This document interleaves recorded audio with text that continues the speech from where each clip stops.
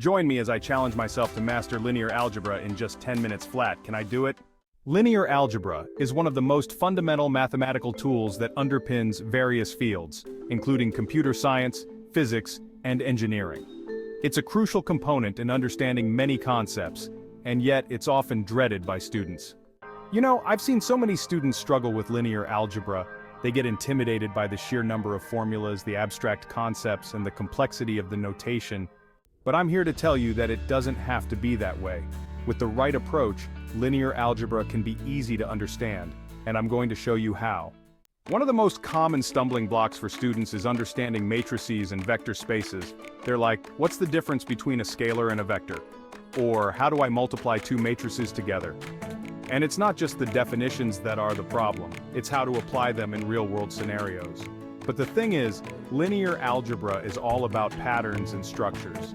Once you understand the underlying principles, it's like a light bulb goes off in your head, and suddenly, all those abstract concepts make sense. Let's break it down.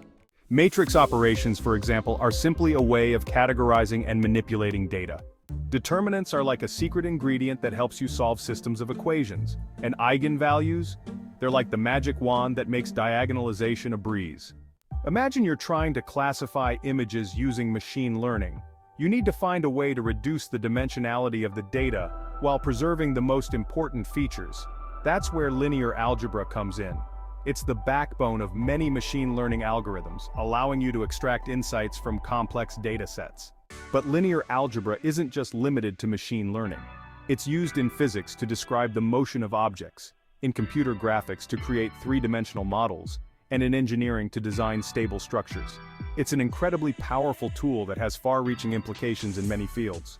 So let's recap what we've covered so far. We've seen how linear algebra can be intimidating, but with the right approach, it can be easy to understand. We've broken down key concepts like matrix operations, determinants, and eigenvalues, and we've seen how they're applied in real-world scenarios like machine learning. Thanks for joining me on this journey to master linear algebra in just 10 minutes flat.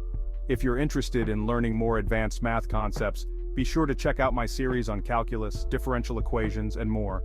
And if you have any thoughts about your own linear algebra experiences, share them with me in the comments below.